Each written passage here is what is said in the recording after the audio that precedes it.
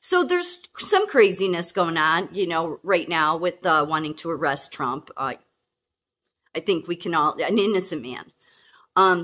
And I just got back on this channel. I was on a restriction, don't know why. But on my other channel, I had posted earlier today about how it's the same thing in the Bible. I've said before, the Bible is the repeating story. It is. It's why the Bible is true. I'm going to get to that in a minute about the Bible itself, because there's some misconceptions going on. So this is the same thing that happens.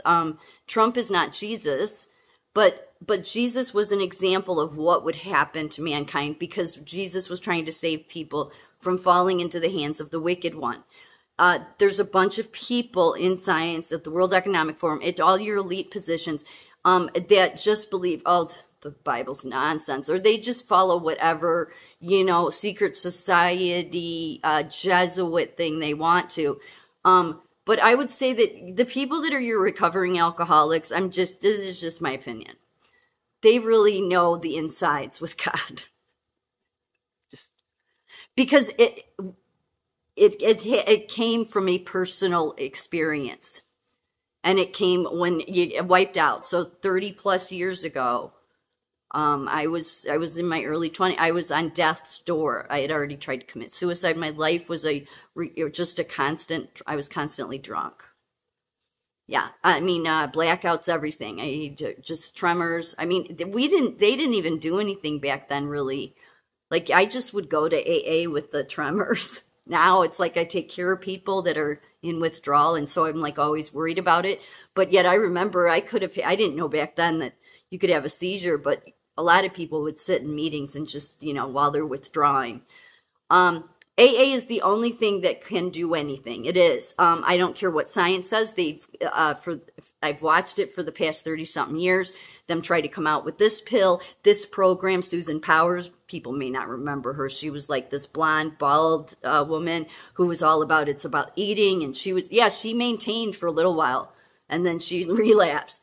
Because there's a bunch of people that don't want to see that what AA's book said about it being a spiritual malady, that's what it is, which means it's a void of this God. And so that's why you use the alcohol or the drug to fill that empty bucket that has a hole at the bottom, and you just never can fill it. But God comes in and God changes all that, and God does a full makeover, a full transformation that no science, no drug, nothing can do. And I'm a walking example of it. I am.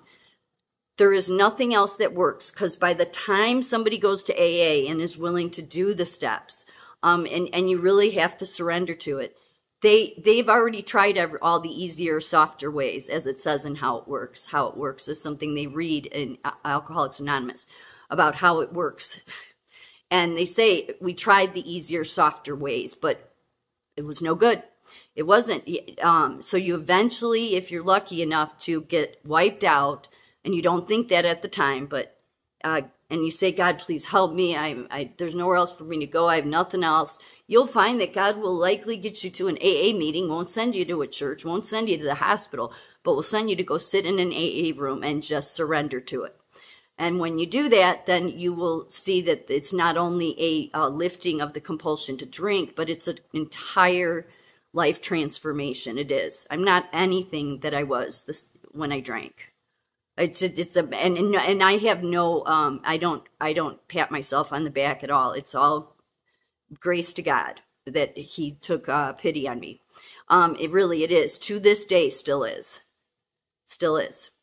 There's no doubt about that. I always tell people that are like interns and stuff, go and sit in an open meeting, or go and ask to go to a closed meeting, ask the chair if you can sit and listen, so that more people in the area of mental health can understand this. It's not a mental disorder.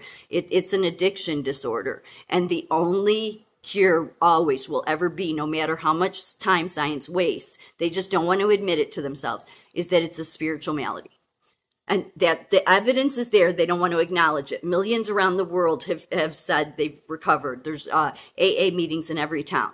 So it's the science just can't stand it, because they've always wanted to go in the opposite direction of God. So that's why they're where they're at now, being exposed for all of the things they've been doing.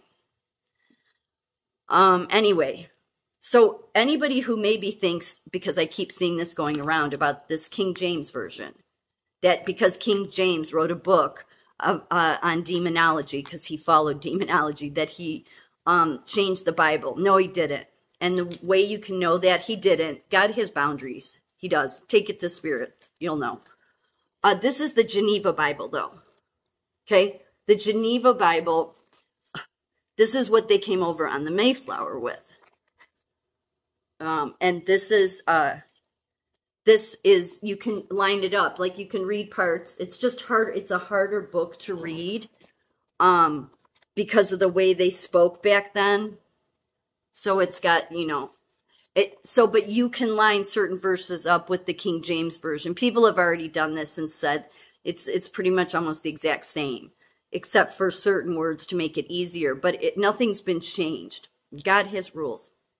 God makes sure that we're not here with just being, you know, lost. It's up to us, though, to see, is my life all about just going to work and earning an income for the slave system and then being excited about the weekend? Or should I maybe think that there's more purpose to my life? Yeah, I can't believe more people don't think along these lines. But this is like what we talk about in an AA room. Like like my meetings that I always love are the ones that are on steps with God. Like there's 12 steps, but there's 4 that directly tie to God. I mean, they all do, but where you read the step and it's all about God and the miraculous, and it's just amazing to hear the stories. So it's not unusual to hear this kind of stuff, this thought process in an AA room. You know, what is the point to us being here? Because once you know there is truly a God and it is Jesus, AA just said higher power in some of their steps so that it wouldn't leave the agnostic or atheist out. If an agnostic or atheist truly wants to get sober and they surrender to the steps, they'll find that there's a God. They just will. So that's the reason they used God and higher power interchangeably. It had nothing to do with energy or where the occult stuff wants to try to take everything. But it's a true power of God working. I mean, it's just amazing. It's totally a miracle. And that's why I still get on my knees every morning and surrender to God and say, let me do your will, not mine. Because I didn't have anything to do with it. So before the Geneva Bible was the first Bible that was done on a printing press, and it came over on the Mayflower. And before this one was the Great Bible, which was, the wording wasn't changed either. This one was just a better version because it had the notations on the side. So you don't have to worry. It hasn't been changed. This is why God said in the Bible, anybody who adds or takes away from this will be, well, not having good things happen to them. So I believe that our founders of America, I think even though, yes, they came from Britain, because people say they were in these secret societies like Freemason and Illuminati, which in the foundersarchives.gov, their papers, yes, they talk about the Illuminati, but not in an evil way, like that. They didn't talk about it like they were from it. Maybe they knew about it, but I think they were trying to get away from that kind of stuff. The problem is they were always still reliant on Britain. And then we fell into that debt after the war. And that's how the Federal Reserve, you know, came in. And that's really who's been controlling us. But I'm going to do another video about how it's really the Greek gods, which explains why our medicine comes from all that the Greek false gods in my next video. Because it all ties to Washington as well. I mean, Washington, D.C. So, the fact is that there is a God. This is what we were supposed to realize here, is that what is my life about? What is it really about?